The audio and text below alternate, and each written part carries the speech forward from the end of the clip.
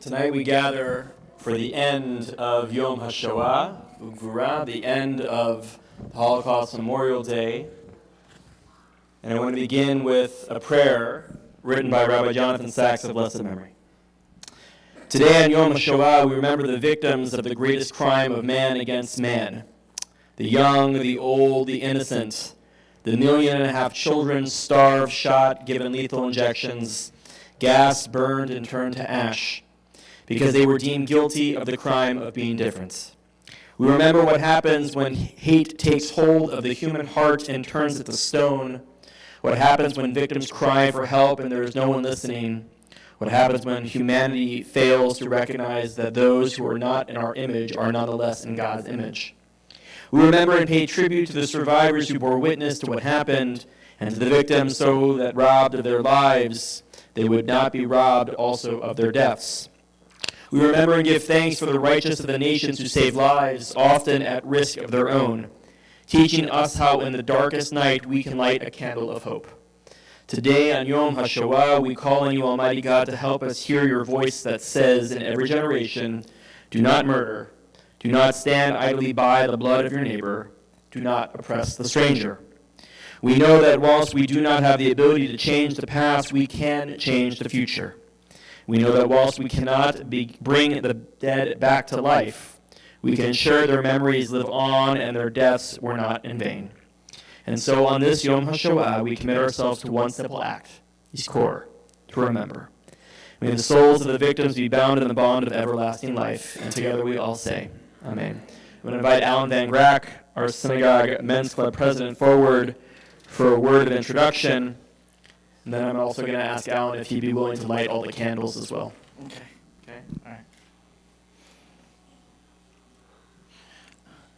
Good evening, and thank you for being here tonight. My name is Alan Van Grack, and I'm the president of the Shabbat Torah Men's Club. Tonight we gather not just to listen, but to remember and to bear witness. The Holocaust is not only history. It's a legacy that lives on through the survivors who walk among us and through the children and grandchildren who carry their stories forward. Many survivors live quietly in our community. They have shown extraordinary strength and resilience, yet many continue to face the challenges of aging while carrying memories no one should ever have to bear.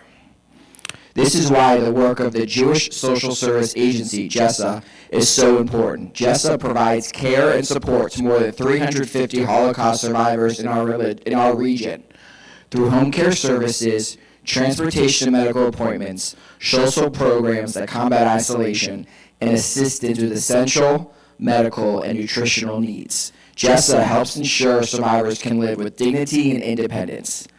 For the past decade, the Shabbat Torah Men's Club has helped lead our community's observance of Yom HaShoah and raise funds to support this important work. This year, volunteers from our community packed more than 300 yellow memorial candles and delivered them throughout the neighborhood.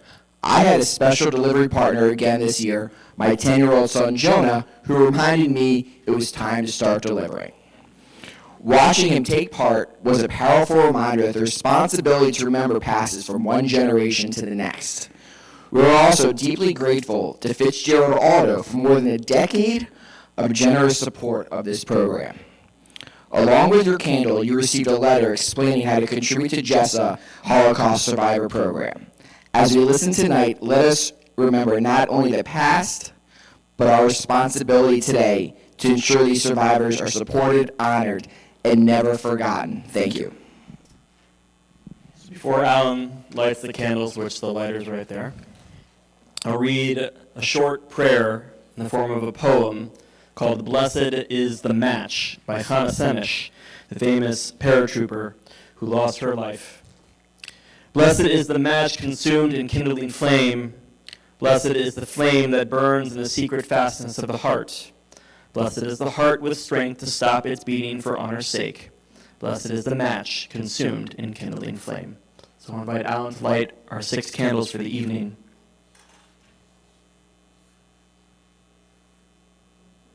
Just hit it.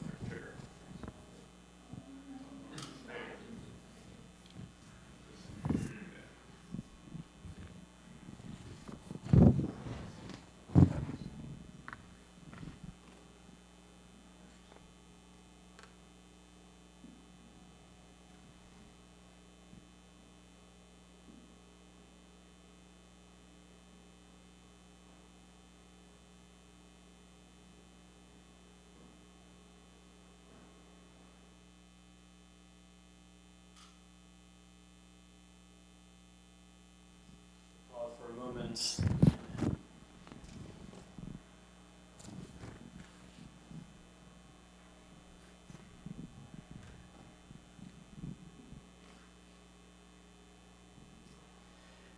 This evening we invite adjacently one of our own, Elaine Shabbat, to be with us this evening to share her family story, and by association the Drazen's family story, as Elaine is Stephanie's mother, and therefore your grandmother.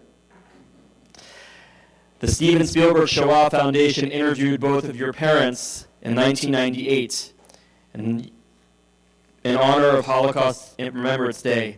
So this is now an opportunity for you to share your family story. You grew up in New Jersey with 3 siblings, earning your bachelor's and master's in business education from Montclair State, as well as educational specialist degree at the State University of West Georgia, where you and your husband Michael celebrate your 53rd anniversary at the end of this month. Mazal Tov, many, many more. In addition, you raised proud children and now grandchildren, some of which are here this evening. A retired career technology educator, you've taught in business education, workplace learning courses in middle school and high school in New Jersey and in Georgia, including North Georgia, right? Where my wife and I actually got married. And 30 years ago, when producer Steven Spielberg had a vision to interview living Holocaust survivors around the world, he had a plan to create a video library of their survival experiences from the concentration camps.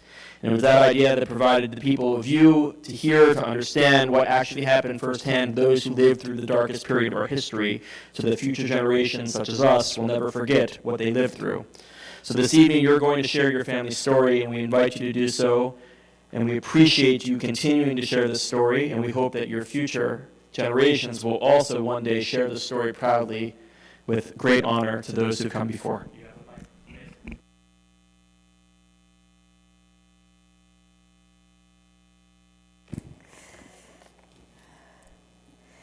Hello, everyone.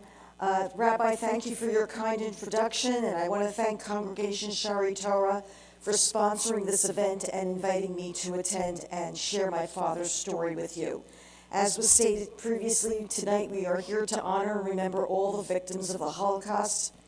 I apologize in advance, but it is probably better for everyone if I read to you during this presentation. I'll try to make it worthy of your time and attention. And let's say a bracha for the laptop to work without glitches. Today, April 14, corresponds to the Hebrew calendar's 27th day of Nisan. In Israel, since 1951, this date is officially recognized as the anniversary date of the 1943 Warsaw Ghetto Uprising. In 1953, the Knesset enacted a law that established this date as an annual national holiday, Yom HaShoah, Holocaust Remembrance Day. To honor the Holocaust victims and the bravery of those who fought back in the Warsaw Ghetto, Israelis hear the blaring sounds of a 10 a.m. siren. All Israelis, pedestrians and traffic alike, stop to pause for a 2-minute duration of silent devotion. And I was going to ask you in solidarity to have us do the same, but I believe the rabbi just took care of that with the silent moment that we had, so we can just continue. To ensure future generations would know about the Holocaust of World War II, the film producer Steven Spielberg established the USC Shoah Foundation in the late 1990s. His mission was to record every living Holocaust survivor's personal experience. Today, anyone can access these testimonies at the USC Shoah Foundation's website. And if anybody later on wants to get that, I can give you the actual URL address and you'll be able to go to it. My father, Isidore Petersile, was interviewed in 1998 at his home in Florida. He passed away on July 19, 2018. Hearing his story inspired me to travel to Poland last year in August. I and my husband visited his hometown shtetl. To bring current context to what he will mention, I will be including photos and information from this visit. Dad will tell you his personal, detailed account of living and surviving during World War II. As you watch and listen, you will see that to the right of the video clips, I have placed Yiddish words that Dad uses with their translations. I also added some illustrations with facts for context. I hope this will be helpful to you all. So let's begin. Isidore Peterseil was born on September 17, 1924. He was the third son of Devorah and David Peterseil, or Peterseil is how they pronounced it. He grew up in a shtetl of Poland called Dubrowa near Tarnowa. Dubrowa is 103 kilometers or 63 miles due east of Krakow, Poland, about a 1.5 hours drive. Dubrowa is 16 kilometers or 10 miles north of Tarnowa, hence its name to distinguish it from two other Dubrowa Poland towns, Dubrowa Górnicza and Dubrowa Białystok. The first Jews settled in Dubrowa Tarnowa there in the 16th century, when the government was known as a Polish-Lithuanian Commonwealth. By the 18th century, the Jewish community had grown significantly. At the end of the 19th century, the Zionist movement became very popular and influenced the Polish Jewish community. Okay, we're going to listen to Dad talking about his name.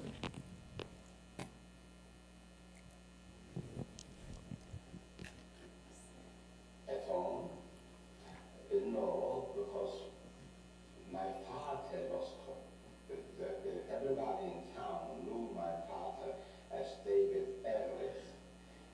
Actually, I was supposed to be Ehrlich. Ehrlich, E-H-R-L-I-C-H.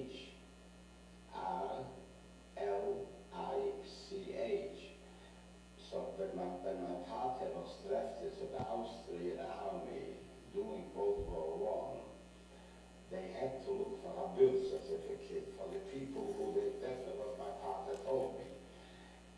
That the people who didn't go to the army remained with the names that they gave them by their parents.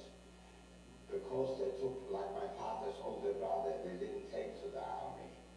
I'm talking the Austrian army in World War I. My father they took, so they had to look for a birth certificate. And because they couldn't find any official marriage papers recorded in the administration in the town, because mostly Jewish people were married by the rabbi, and Christian people were married by the priest. And that's how it was actually the laws that time. So my father's parents, not my father, got married by the rabbi. So they will not accept that he's a legitimate child. So they called my father after his mother. His mother from her home, and I'm talking my grandmother, her maiden name was Peterseil. So they changed my father to Peterseil, and that's why the children of me are all Peterseil. But I had cousins in the same town from my father's brother. They were all Ehrlich. For future context, since Dad will mention them as we continue, Dad's oldest brother's name was Moshe, and his middle brother's name was Chaim Simcha. Also, as this too will come up in Dad's story, his mother's maiden name was Devorah Strom. She had a brother who, like my grandfather, also had his surname changed by the Austrian government when he was conscripted into military service during World War I. It was changed from Strom to their mother's maiden name of Goldstein. This is a photo of my father's childhood home as seen on Google Earth in 2010. It was built by my dad's grandfather as a single-family dwelling with a granary storage unit in the back. After my great-grandfather died, it was partitioned into a two-family home so that its value could be equitably distributed between my grandfather and his siblings. However, the attic remained as one large area over the entire house. Dad will share a story about the attic later on in the presentation. Today, the house is used as a medical supply store due to its proximity to the town's commercial center. Now let's move on as Dad describes his childhood memories.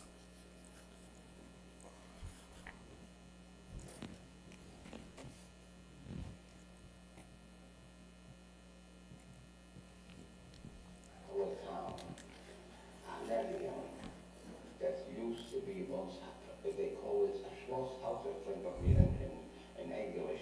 Maybe this was like, how do I call this? It was more like those places where you see in England, they got those princes live in it. You know what I mean? There lived once a prince. Because years ago, my grandmother told me as a story that her grandmother told her that the area where we lived used to be ruled by princes, only princes.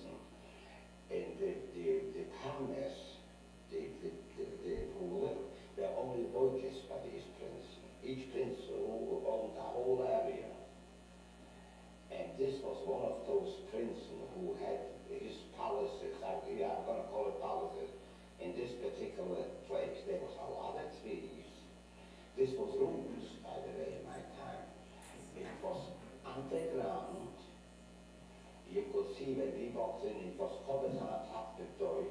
I don't know if it was built like this, or because it sank down like this. The roof wasn't a roof, it was like from bricks made, like a ceiling, arch ceilings with bricks. And on the top, outside grew even trees, on the top of these places. And in other places, there was already holes that it brought through.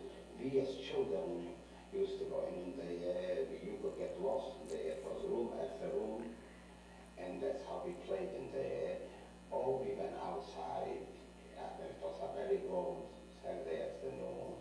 We used to lie down on the grass, we used to take a nap. Then it came around the evening, we went back to school for services again. This was mainly what we spent it on Saturday afternoon. I mean, when I was already a little bit older, so like 10, 9, 10, 11 years old, with the friends, you know. In this particular place, it was that far, it was right near the town. It was still the arch, you know, there was an arch where the prince used to come home, and used to be two guards sitting there to let him in. So the arch was still standing, and when we asked what this is, we said this is the arch where the prince used to go through, because it was an old road, you know, like where he used to go into his places. So Schloss meant this particular area, you know, like this whole thing. That's where he used to go on Saturday afternoon. As we continue, we will hear more about the castle, or also known as the Schloss ruins, tongue twister there. Next is Dad's account of his first experience of anti-Semitism. Do you remember any incidents of anti-Semitism? Oh yeah.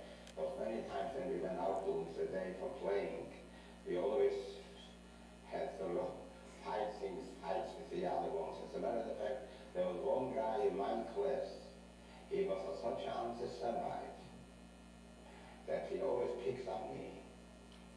And then I got so angry that I beat him up so much that ever since he didn't touch me no more. But this same guy became one of the guys who joined the German army, the Sonderdienst.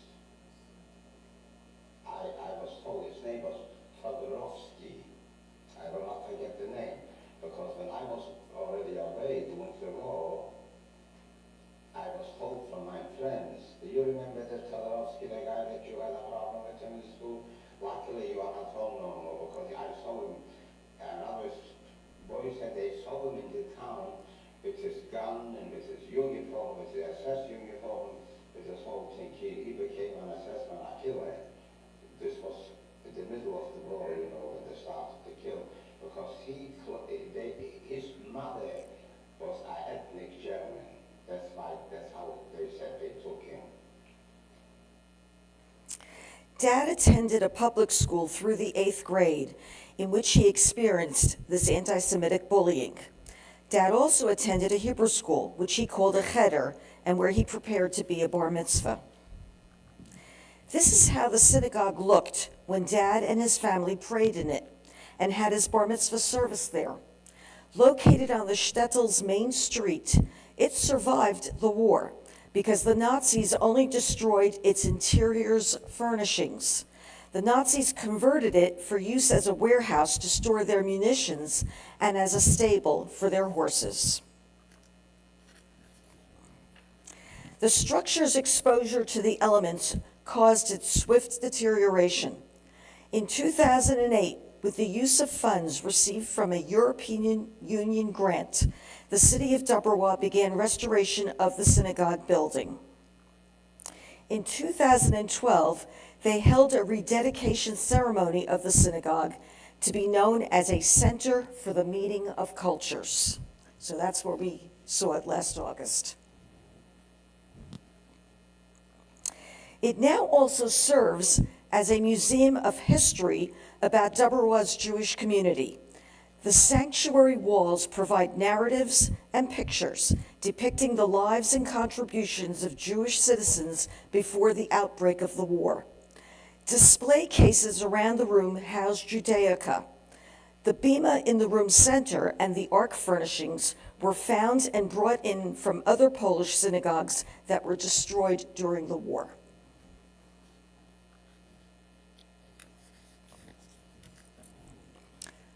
Also on display in the sanctuary, which the Culture Center now calls the prayer room, are the synagogue's original Torah scrolls. Monks in a nearby village's monastery kept them hidden since the start of the war in 1939. They did so at the request of a congregant who had brought the scrolls to the monastery when the Germans entered Dobrwa. The monks in 2010 returned the Torahs to the Culture Center after reading about the synagogue's restoration in a local newspaper. This was one of the most mind-boggling things to me when we did our trip last August, because I have to believe those were the Torah scrolls my father used during his bar mitzvah. After his bar mitzvah, Dad went to a Tarnawa Cheder boarding school to continue his religious studies. After about a year in Tarnava, Dad returned home for a holiday break, saying he was homesick and refused to go back. My grandparents, typically we say this to all our children, said, well, you can't just stay home and do nothing. So Dad became an apprentice in a stocking workshop. I'm guessing my grandparents couldn't afford to enroll Dad in a trade school, even though they were aware of his innate ability to do electrical work. You see, Dad had successfully tinkered with the electricity lines in the attic to restore power to the family side of the house after the Nazis had imposed a law forbidding Jews to use any electricity in their dwellings. So he was only 14 at the time when he went up there and did that. During this time, Germany also did not abide by the peace agreements it had established with Great Britain and Eastern European governments. Instead, Germany's Nazi government invaded Poland on September 1st, 1939, starting World War II. Dad explains in the next video his recollections of the Nazis' arrival into Dobrwa.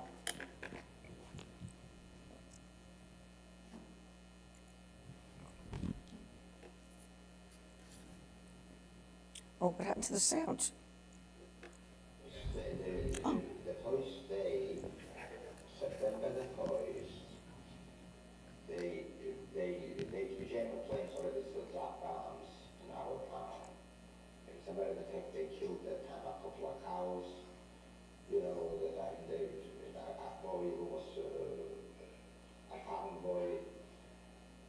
But then we knew that was all. And then the Polish government started to mobilize.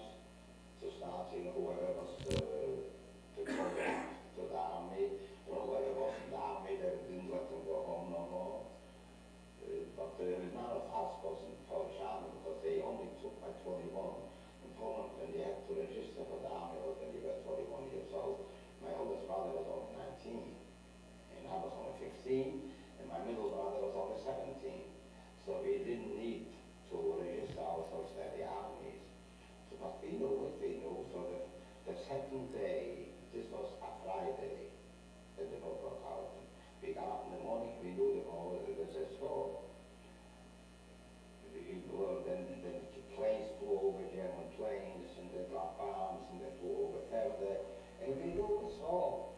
And then Monday and Tuesday, there were so many refugees already came from the areas where they lived closer to the German border, and they came to our town.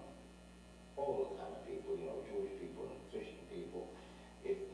And there was no room in the town, and it was so hot that time. Somehow it was, in September the first used to cool off, it wasn't hot no more. This year was it was like 90 degrees. So people slept in the streets. And they kept, and each time came a room next. The Germans already out there, and the Germans already took this, and the Germans already took this. And then all of a sudden we saw soldiers, Polish soldiers, that they ran away already. They demobilized the whole thing. They didn't know where to go. They didn't know what to do. This was Tuesday. Wednesday, the same thing. Then Wednesday, they said the Germans already there, we gotta go. So my oldest brother packed together, he's gonna run away too. Then he ran away. I don't know whether he came back. He said, there was thousands of people, the roads are full, no money. People who had money, at least they ran away, they figured they're going to be able to buy something to food. What am I going to do? He said, I'm going to go and stop on the road. So he came back home, and my father said, where am I going to go? Let me make believe, he said, that I lived closer to the German border, and I came to here because there was a lot of people who came, and they say they wouldn't go no more further. Who came from other towns. Let me make believe that I am one of them, and I cannot go no more. At least I have the home. These people don't have a house. They have to sleep in the street. So we didn't go no place. So this was Wednesday. Thursday, a lot of Polish soldiers, and again, thousands of people, and everybody ran away. Then Thursday. Friday, you didn't see a soul. No Polish soldiers, no civilian people, only the people who remained in the towns. Whoever ran further. Dad also said that when German soldiers and tanks entered the town, Polish soldiers fought back unsuccessfully. The Polish army had used a public building to house their firearms. It caught fire, causing a rain of bullets to explode onto the streets. Here is what happened next. When the Germans. The Germans came in the evenings. Later, after we distinguished the fire, we went back to this rabbi's house, and we sat there. There was one man. He was actually our cousin, my father's cousin, a young boy, but not my father's. My grandfather's sisters are son. My father's son. He was like a nice guy, he was not afraid for nothing. He said to me, I think the Germans are here already. He said he saw a couple of motorcycles came in with the same road, and he recognized this is no more Polish uniforms, and they went over to the center, near the center of the town, and they turned around. He said it, and he went back. They went back.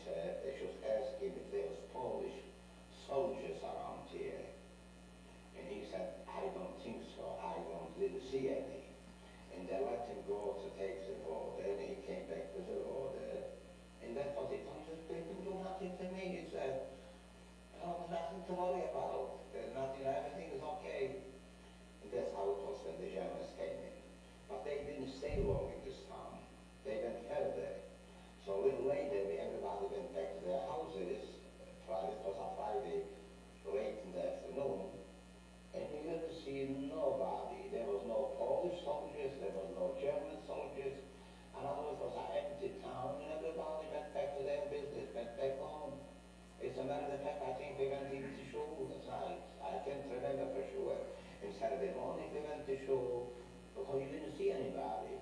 And we came back home like nothing. And Saturday afternoon, I remember staying on the street. I saw a couple of tanks, German tanks, drove by. But they didn't, we had children. They didn't do nothing to us. They didn't say anything. They just drove by, and that's it. And then, and that was the first where the Germans came in. And everybody thought it's going to be okay. Yes, everybody thought that things would be okay, but they were wrong. Jewish life in Dumbarwa changed a lot. A law decreed that Jews living in the shtetl had to wear armbands to designate their Jewish status. These armbands enabled Nazi soldiers to indiscriminately take individuals off the streets to perform forced labor activities. They were transported to these labor camps without the chance to tell their families where they were going. Dad's brother was one of these people. He was taken to the Puskow labor camp. Dad will now tell you how his brother escaped from Puskow.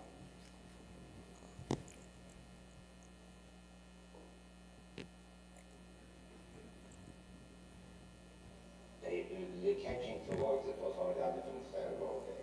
And it started up like they caught me with my brother. I called it the Puskow, When was that? Well, this was, let's say, in 1940. First day, my brother was caught. And so they surrounded the town, and he must have been on the street sometimes, that he was captured first. I don't know how long he was there, not too long. We slept in our house, this was single houses, and the windows were closed up with blankets, not to see through a little light, we were afraid.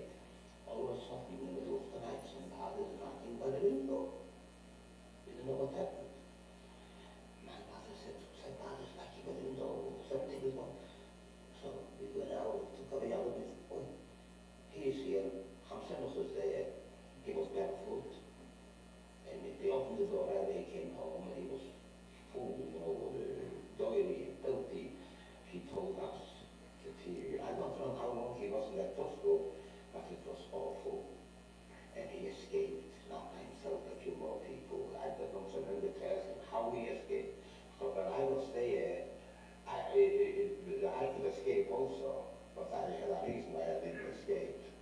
But anyway, that time they didn't shoot yet other people for one who escaped. My time, when I was captured with him again, when one escaped, they shoot 3 others right on the spot. So I didn't know. I had a chance because I was one of the smallest boys, and they made me to go around in the woods to pick together dry wood, between the snow, and to make fire for them. The post, the assessment.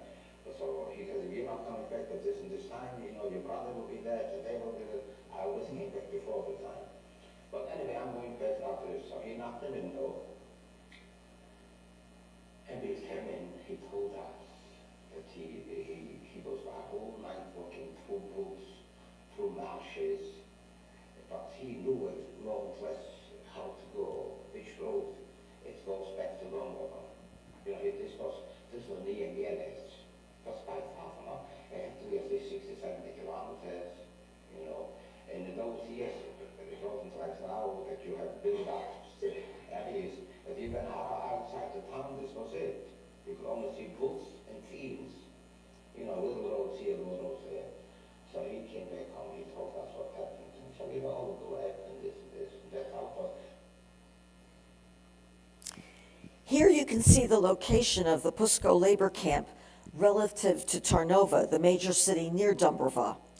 Shortly after my uncle's escape, he, once again, and my dad had to both work in this Puskow forced labor camp. Here's how it happened.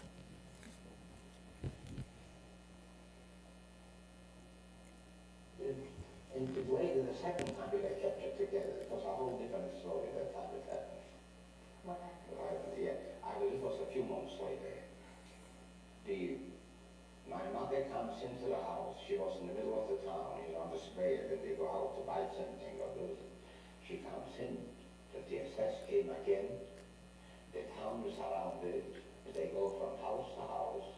There's 3 big shops in the middle of the center. They're catching young boys. They keep on taking. They wouldn't touch I don't really took people like my father, but boys my age, my brother's age, and even 5 years older. I was 16, my brother was 18, and the oldest brother wasn't home, he was away in another village. And they could take boys till 25, 26, 27, like young fellows.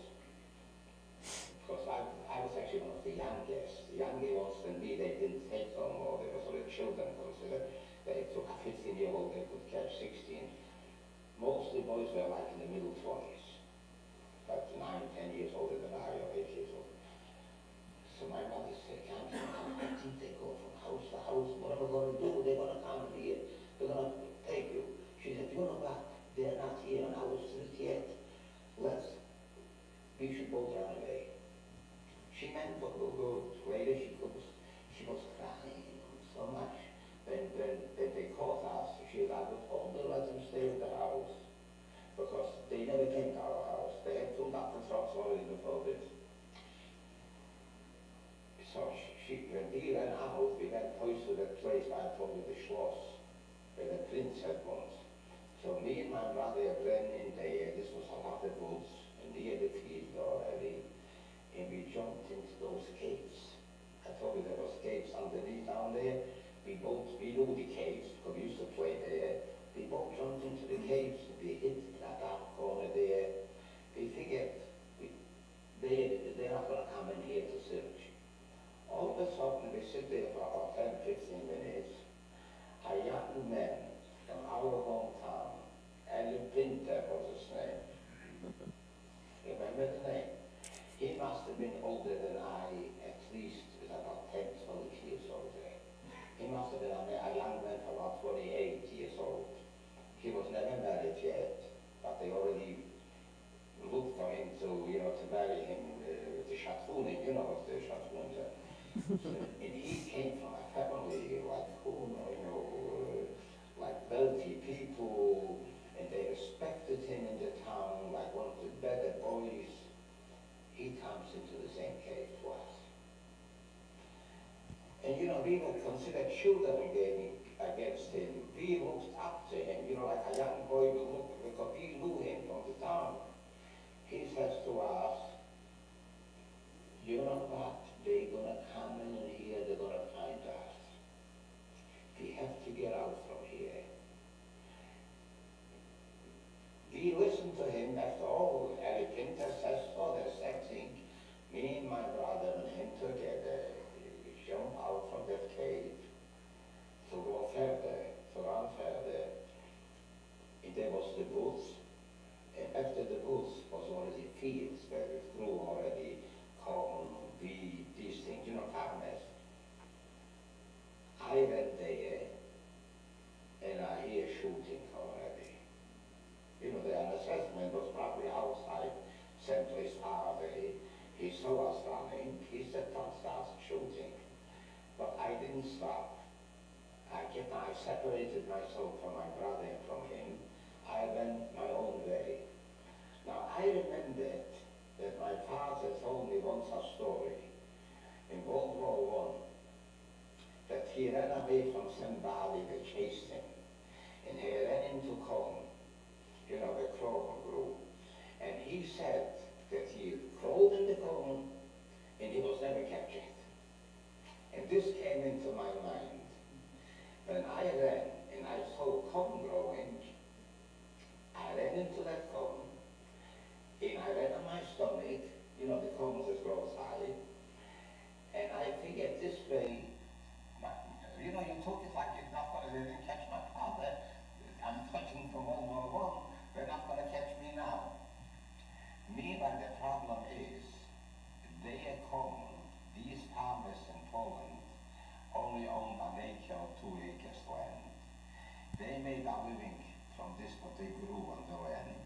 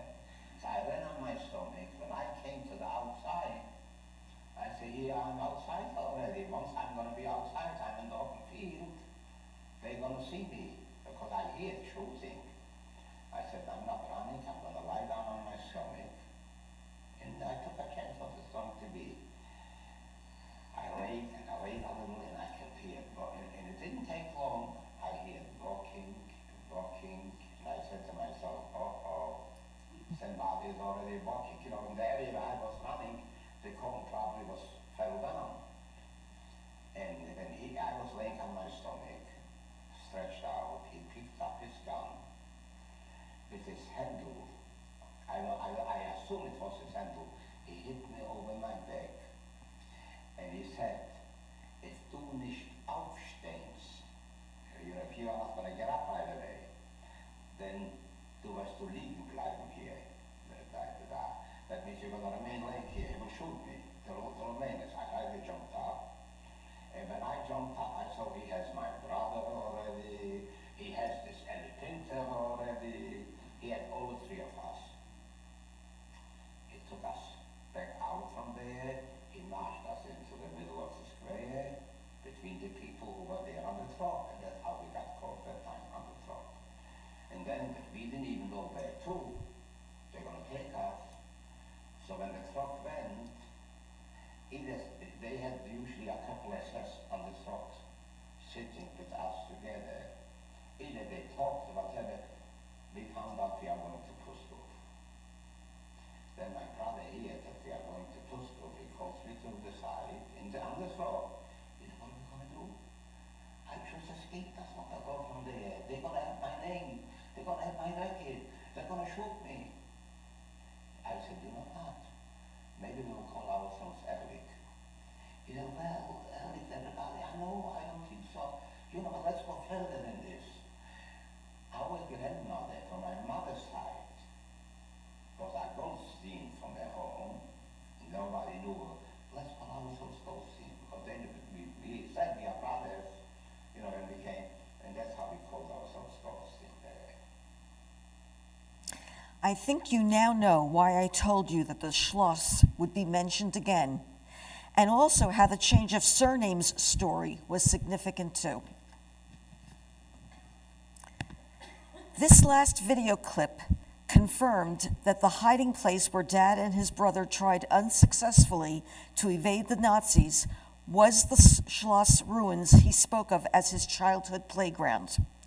So I researched to find the address of its location. During our visit, I was quite excited to see this rendering of the Lubermiski Castle's entry archway on the sanctuary wall of the synagogue. The Culture Center's assistant director put the address I had gotten into his phone's GPS app. He then walked with my husband and me to locate the castle ruins site. We knew we had found it when we saw the arch serving as an entry to a beautiful Catholic church. We walked through it and came upon this historical marker. Okay. It showed the castle and the arch we had just passed through, exactly like the rendering on the sanctuary wall. The Culture Center assistant director, after reading the marker, said he believed we were at the castle ruins site. At that moment, he recognized a woman who was leaving the church. After speaking with her, he said she confirmed that we were at the right location. She also said the church was built over the ruins in 2000. And she added that today, anyone can visit the church basement to see the castle foundation's ruins. So that's the actual arch from all those years still existing there and being used as the entryway into the church. Let's move on. In the next few video clips, Dad describes specific situations he endured while at Pusko. I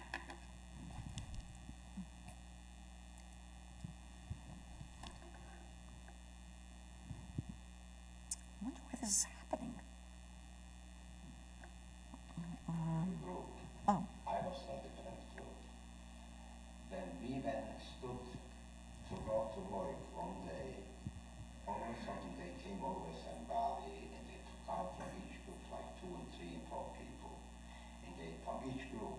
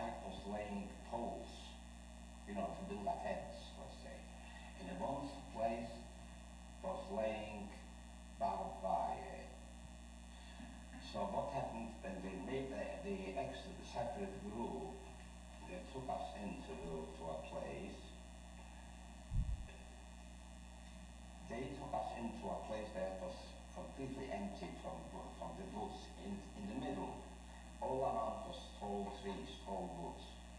In one place was laying posts, one place was laying bundles of barbed wire, and in between was growing grass, like the area there. All of a sudden, when they brought us in there, they didn't say what to do. They just started beating. They brought over our group to the barbed wire bundles. They brought over our group to the place where it was laying the posts, to make a fence. And they didn't say pick up a post and go here and do this. They didn't say take a bundle. Two people had to carry a bundle of barbed wire because there was long little sticks, long little, to put it inside to be able to carry it. Nothing. Just plain beating. And the soldiers, where the rabbit is sitting on horses, they had in their hands, from roofs, when you pull out from roofs, there's a flex everywhere. You can beat from the hoses. They kept on beating and chasing. When we realized what's happening, all we did, we grabbed bundles barbed wire, another group grabbed posts, and they started to run. And when they were running, they were chasing them with the horses. They chased us with the horses. You can see what they did to the other guy.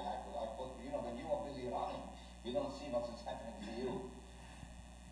And I don't know if they didn't kill some people that time because with the horses they chased them back and forth. And I could hear that one assessment, one soldier asked another one, we are chasing them. What should they do? They themselves didn't know what we should do. Finally, I realized that everybody takes a pole and lines it out all around in the outside, the area where the trees are starting, where they cut away the trees. And they was laying a whole pile of shovels, spades, and they brought us over to the spades, and everybody grabbed a shovel, and they showed us where to start digging holes. And another group was running with the back, but it was a whole tumble that time. In the middle of the tumble, I said to myself, this is going to be, how are we going to take this day?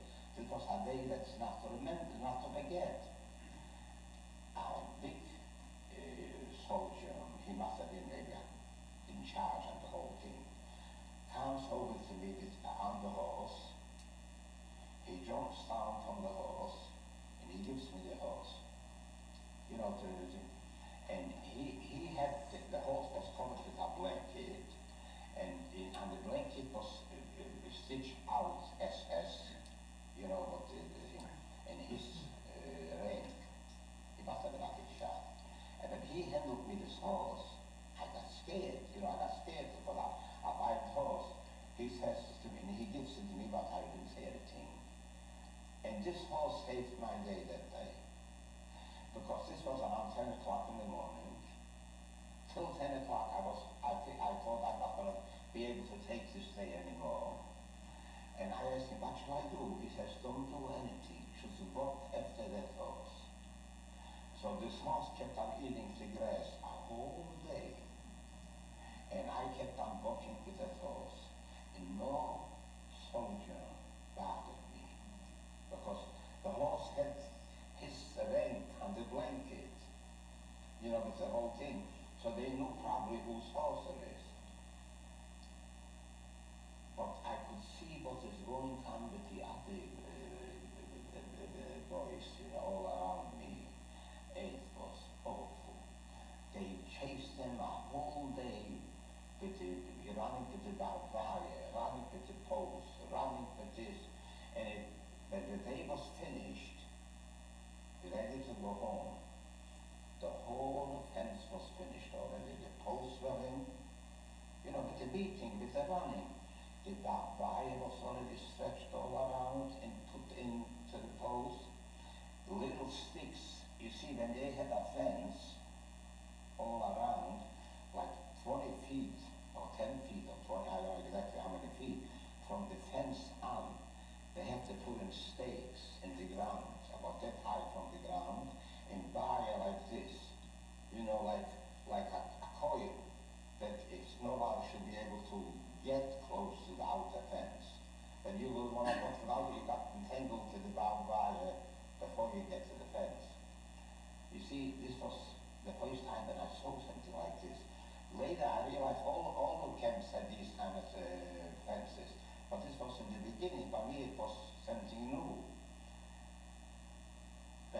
was finished, they added the whole group together, or else to stand in the line to go back.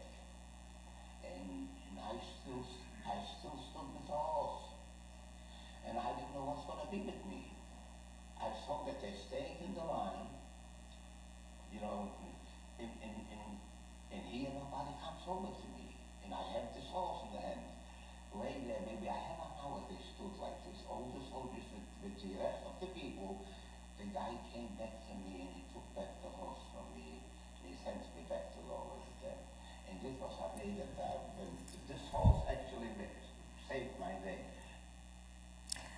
I am still amazed at Dad saying that he went to work like he was going to a paid job, and describing his return to the forced labor camp from this wooded site at the end of this day as going home.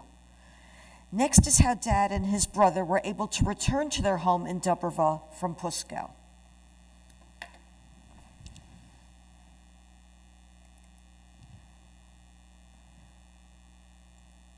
But a little later, typhus broke out. While we had the lice, nobody had typhus. You know, the things. It was a lot of lice, you know, and I remember when we came back, they kept on sweeping together the lice in these rooms where they used to have the clothes. So, I mean, dead lice, of course.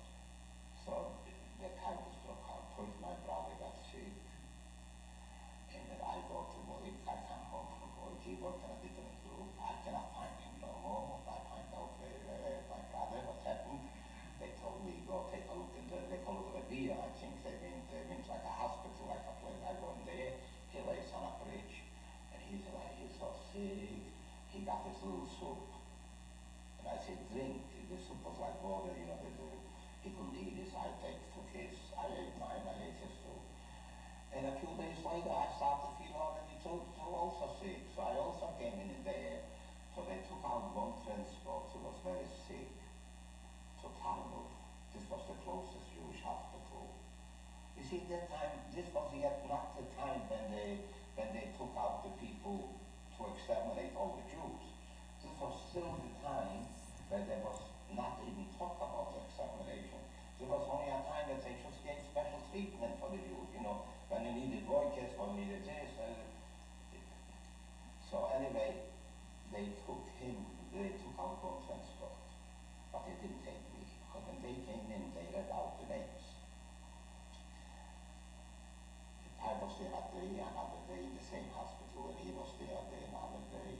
All of a sudden, they came in and they took him to the. We didn't know where they go, but we found out because instructions when they came back that they're taking them to Tarnów, to the Jewish hospital. There was a Jewish hospital. Then a few days later, came in again. They were again to take a group. They keep on calling out names, but I didn't hear my name. When they called names, I also went down, and I covered my head with that blanket, and I went on the throat. But nobody said anything. You know, once they filled up the throat, this is it. So I also went to the hospital, and when I arrived, there was noises. I remember they took me down the shaft. You know, they bashed me down, they bathed me down, and they put me into a bed with clean linen. And I lay there, and a doctor came in, and they took a spinal attack. They had the spine from his father.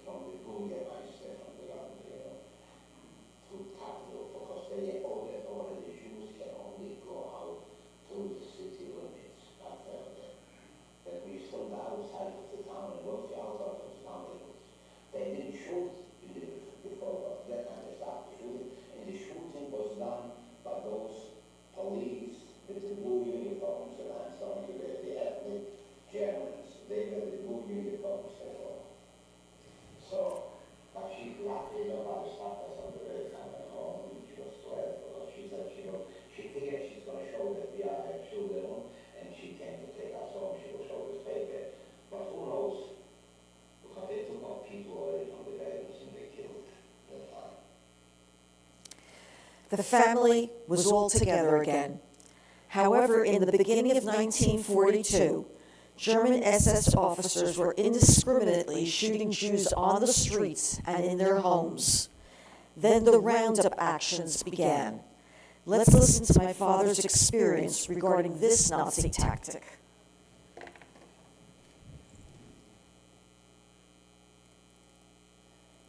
How long did you stay at home? Not too long.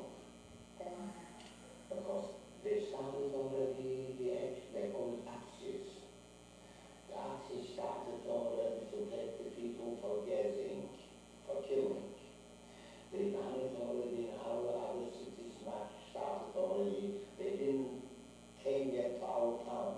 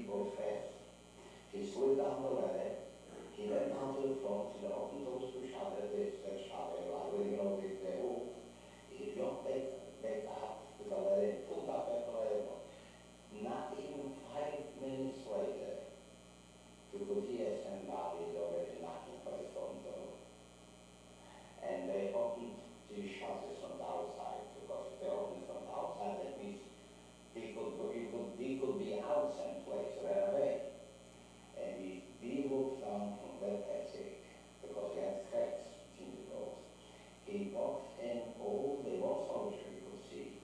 He walked in all the way to that room where we were sitting on there thinking, we were so quiet. I could see him walking around the whole area there. This was the grain area. From the house, he had a daughter going in there, from the kitchen, the room. And he walked around, and I held his hand like this in the hand, where we could see it. And he was so lucky we didn't need to make a cough, we didn't have to do a sneeze. And then we saw him walking out. And then we sat here there for a long time on that table. Then we see it already flying down. He had already the frogs. Pulled away on the frogs. And then we started, we didn't see anybody outside. We went down, we walked outside. Then we saw the home, we saw the father. They spoke to us with the men. They had his wife and a child. He tried to escape through the window. They shot him outside. Because the dead ones, they left outside playing.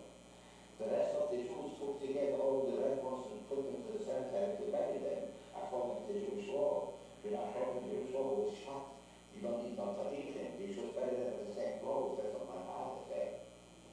So they put together 50 people who ran here and there, and they shot them on the streets. And house after house, the house was full of people, was empty. Mind our door, a few houses near us. Those were open, nobody bothered to go in, no people, because it wasn't, they took out the people already. They had to take out the town, because we had to the town already. And we didn't know what happened to my mother. So my father started to cry, we started to cry, and my mother comes in. And she told us where she was. When they came in, she was on the cemetery, crying and praying. And then she saw what's happening. She hid in the cemetery, in the stone someplace. That's where she was. As I told you earlier, Dad's home today is a medical supply store. We entered and met the store clerk inside. Our driver told her who we were and why we had come. She gave us permission to enter the backroom storage area. It is here that I saw the attic's ceiling entry that my father, grandfather, and uncles had accessed to hide during the Nazis' first roundup of Jews in Dobrava. I was overwhelmed, to say the least. The Dobrava Jewish cemetery, where my grandmother hid during this first roundup, is located directly across the street from the synagogue. Today, it is in a deplorable state, as the Nazis had destroyed most of its mitzvah headstones. The cemetery comprises almost 1 acre of level ground. During the war, the Nazis removed about 1,500 tombstones, first piling them up at the local junior secondary school, as this building housed the Wehrmacht. The Nazis stored them there for other uses, as you saw in the previous slide. The last burial at this cemetery took place on August 30th, 2005.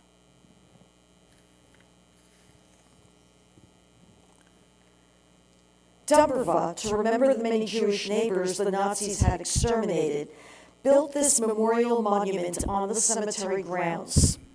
I had brought stones from our home and placed them on it. I then said Kaddish for my lost family and for my great-grandfather, who was interred there before the war. Oh, I'm sorry. By the end of 1942, between the roundup deportations and the mass shootings, there no longer were any Jews in the ghetto of Dobrava. My father later learned that his father was executed, as an earlier slide had indicated, into a mass grave he had been forced to dig with the others. My grandmother was relocated to the Tarnova ghetto, where she died from acquiring typhoid. Dad, however, was unaware of this. He was now at another forced labor concentration camp called Shechun. Here's his next story about leaving Shechun for, again, another camp called Melitz.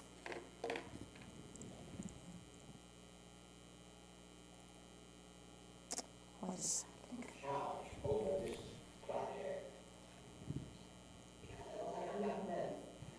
We told him all the time that he was looking at the check that we were working. He was very satisfied from his Jewish workers. And he said that he doesn't want anything to happen to us. So what happened?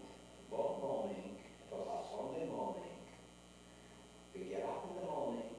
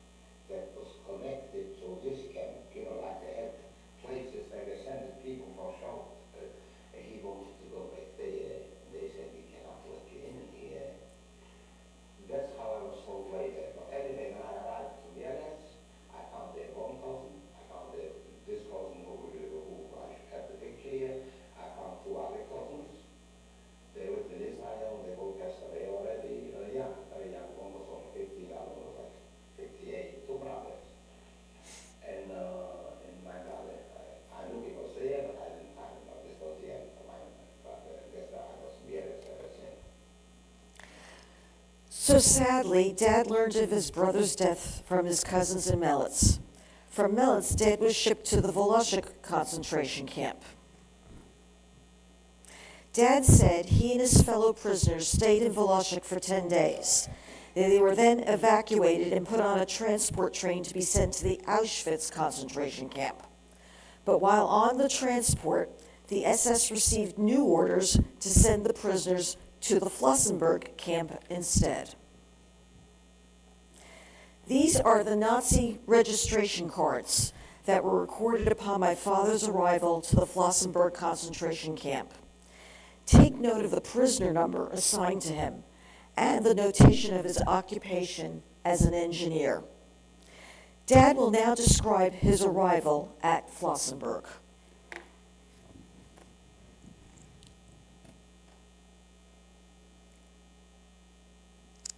What is happening? When we arrived at Flossenburg, we were the first Jews. There was other people there, non-Jews. There was Germans also. There was Gypsies. There was other Russians, soldiers who were prisoners, and they done something wrong. So they took him from the prison camp into this concentration camp. And we were the first Jews we arrived, so that we had yes some bread with us. Our bread was a little moldy.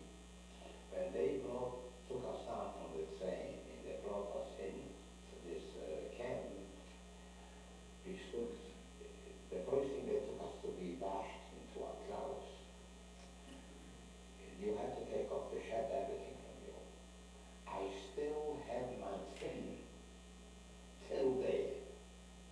In Mielis I had the fin, in Shechoyva I had the fin, because there was I knew I'm going to the camps, I took with me the fin. And when we took off our clothes there, they had to leave everything right laying on the ground. They had to be the fin remained there. So we went into bathe to our clothes, and then we came out. So everybody who had moldy bread left it on the ground. And then we saw how a lot of prisoners from before they falling on that bread, and they fighting over that moldy bread, but we threw actually away. We said one to the other, oh, here's going to be bad. Here's going to be bad. Did you see what happened? If they are that hungry to fall on that moldy bread, that's going to be very, it's going to be, we know it's going to be another of food. When telling of his arrival to Flossenburg, Dad also described the use of triangle symbol patches, which were placed on prisoners' clothing to distinguish their status. This chart shows the colors used to depict one's status and an initial to signify one's nationality. Dad told the SS when he arrived and was asked that he was an electrician, as you saw on the registration card. So they assigned him to install planes' electronic components at a German plant. Dad said the factory operated 24 hours. Working the night shift was better because he could hide inside the fuselage and take naps to maintain his strength, especially when the SS darkened the facility as American air raids were taking place. Dad also said that as time went on, he noticed the gypsy prisoners were taken out daily to another area from where he was working. He did not know why. One evening, he asked one of them where they were going. The fellow prisoner responded that they were being trained as soldiers, but could only carry wooden sticks as rifles during this training. It is now 1945. The German army is fighting two fronts, the Allied armies pushing eastward and the Russian army pushing westward. As the American, English, and Russian enemies approached the concentration campsites, the Nazis began marching prisoners from them to other extermination camps so they could destroy these evacuated camps before the enemy's arrival. This also was the case at Flossenburg. The recently trained gypsy prisoners now joined the camp's SS guards in overseeing the evacuation of the Jewish prisoners. On the morning of April 22, 1945, The Jewish prisoners had to come out of their barracks for a roll call head count. They were assigned for evacuation by train en route to the Dachau extermination concentration camp. Ironically, Flossenburg was liberated the very next day with the arrival of the U.S. Army. But Dad was no longer in the camp. Dad will now describe the start of his evacuation death march experience.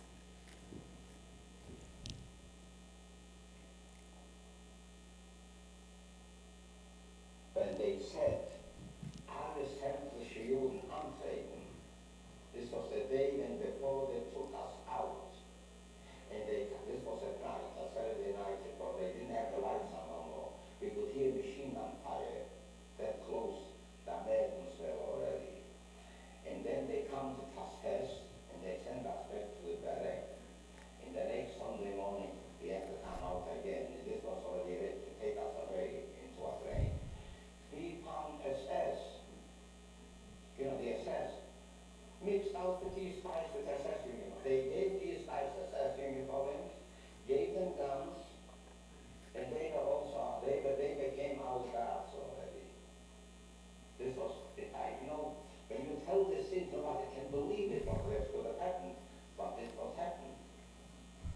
And otherwise, when we went into when they took us down to the train, they were the ones who marched us down to the train. Here was the real assessment, and here could be one of these guys who were concentration camp prisoners still a couple of months ago, till this last minute. And I saw this gypsy with a German uniform with a gun.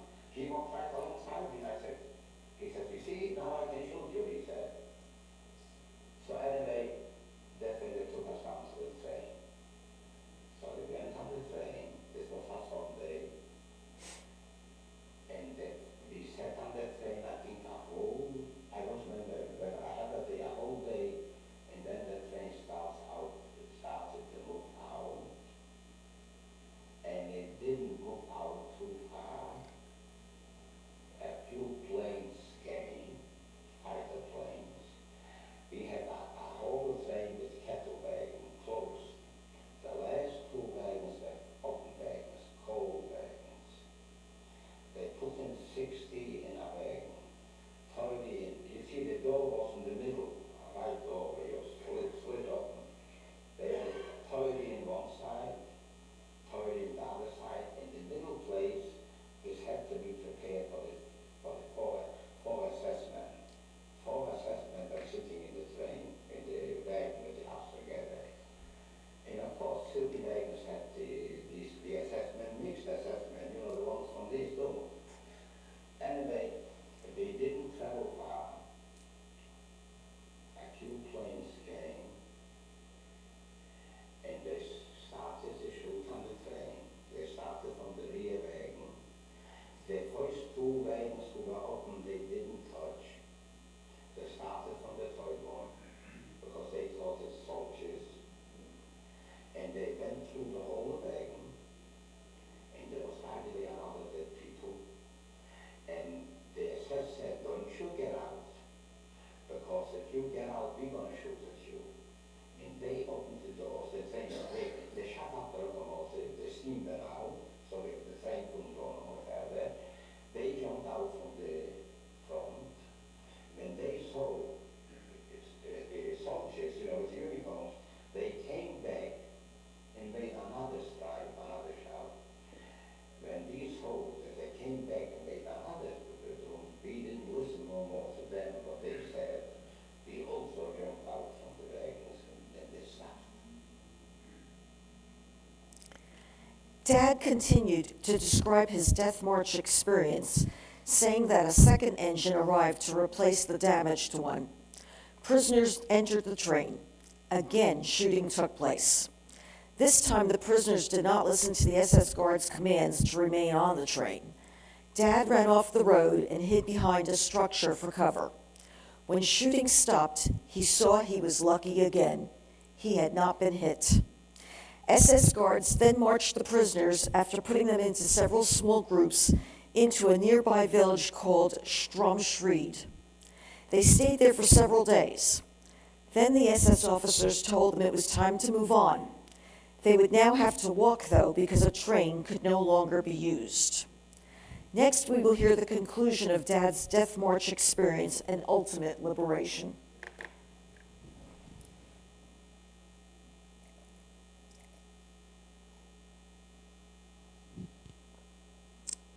This is frustrating.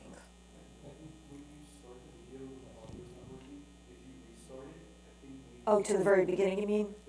All right, let's try again. So they took the whole group by the group, and there was a lot of boys in the group from people who came from Buchenwald a few weeks ago before to Flossenburg. And they had already a dead march from Buchenwald to Flossenburg. And they saw already how many people they kept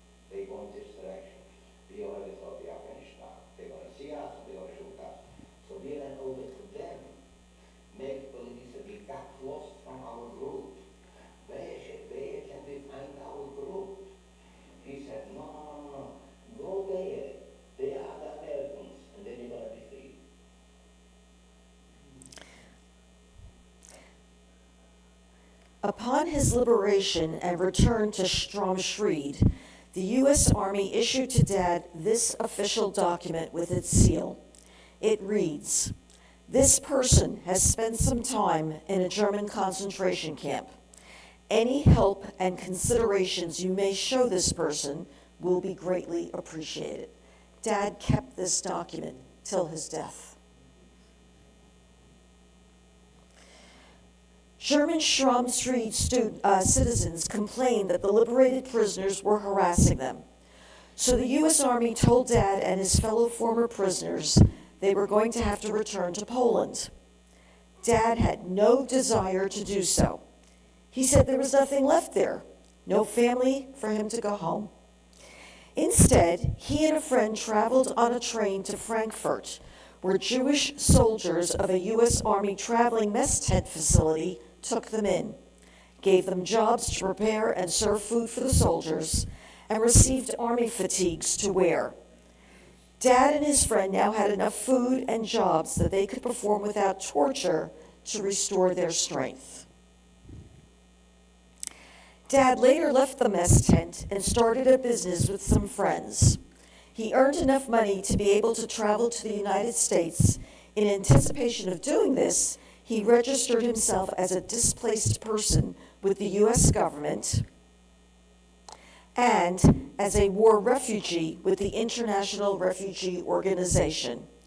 You'll notice he declared himself as an electrician, the same occupation which saved his life while in Flossenburg.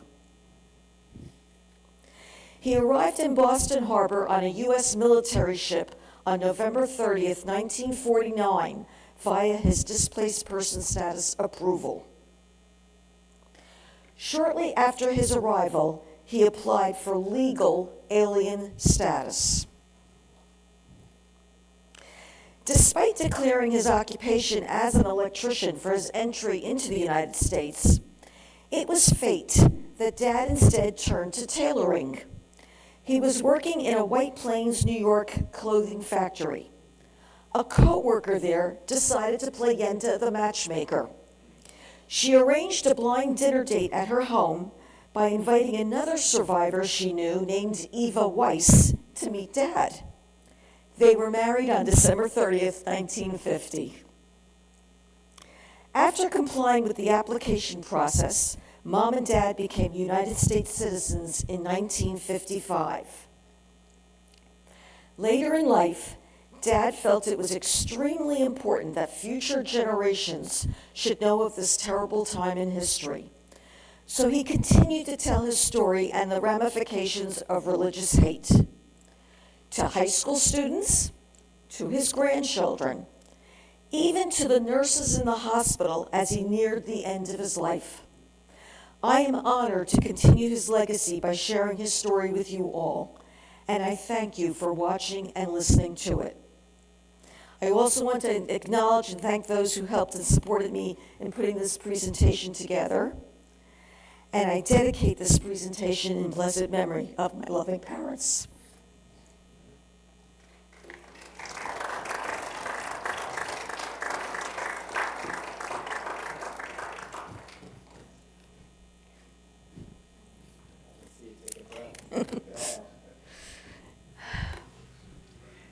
And I thank you for sharing not only of your story, your family story, but really a true inspiration for the reasons that we gather on this evening to be able to hear these stories, that they shall be for blessing.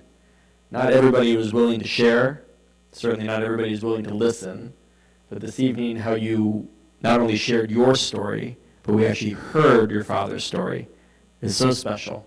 So may his memory and those that we all remember this evening be for blessing. Before we conclude with the words of the El Mali Rachamim memorial prayer, as well as the words of Kaddish, which will conclude us this evening, one final reading. Never shall I forget, Elie Wiesel.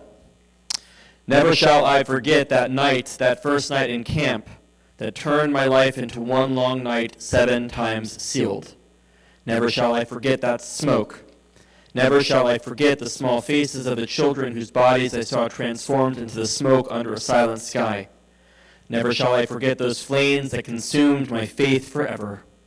Never shall I forget the nocturnal silence that deprived me for all eternity of the desire to live. Never shall I forget those moments that murdered my God and my soul and turned my dreams to ashes. Never shall I forget those things, even were I condemned to live as long as God himself. Never. I'll invite you to rise if you're able spiritually or physically for the words of the Almalei Rachamim, followed by the words of the Mormon Kaddish. Almalei Rachamim, Shochein Bamromim, Hamatzei Menucha Nechona, Tachat Kanfei HaShechina, B'ma'alot Kedoshim Utohorim, Kezohar Rakia Masirim, Et Nishmot Kol Achinu B'nei Yisrael, Shinitbechu B'Shoah, Anashim Nashim B'Tav, Shenechneku, Veshenisrafu, Veshenehergu, Shemasru et Nafsham al Kiddush Hashem, Began Eden Tehei Menuchatam, Anabal Harachamim, Hastireim B'Tzeter Knafecha Le'olamim, Utzror Bitzror HaChaim et Nishmotehem, Adonai hu nachlatam, Ve'anuchu ve'shalom al mishkavotehem, V'nomar, Amen. Exalted, compassionate God, grant infinite rest in your sheltering presence among the holy and the pure to the souls of our brethren who perished in the Shoah, the men, the women, the children of the house of Israel who were slaughtered, suffocated, and burned to ashes. May their memory endure and inspire deeds of charity and goodness in our lives. May their souls thus be bound up in the bond of life. May they rest in peace, and together we all say, Amen. Yitzkadal v'yitzkadash shemei Rabbah, be'olma divarach hirutei v'yamlich malchutei, b'chayechon uvyomechon uvchayei l'chol beit Yisrael, Ba'agala u'izman kari v'imru Amen. Yehei shmei Rabbah mevarach e'olam le'omei almaya, Yitbarach v'ishtabach v'itpa'ar v'tromam v'itnaseh v'itadar v'itale v'talal shemet kudsha b'rechu le'ela min kol birchata v'shirata v'shbechata v'nechemata ta'miran be'alma v'imru Amen. Yehei shlama Rabbah min Shemaya v'chaim aleinu ve'al kol Yisrael v'imru Amen. Oseh shalom bimromav, hu ya'aseh shalom, aleinu ve'al kol Yisrael v'imru Amen. May their memories all endure for a blessing. Thanks, everybody. Have a good night.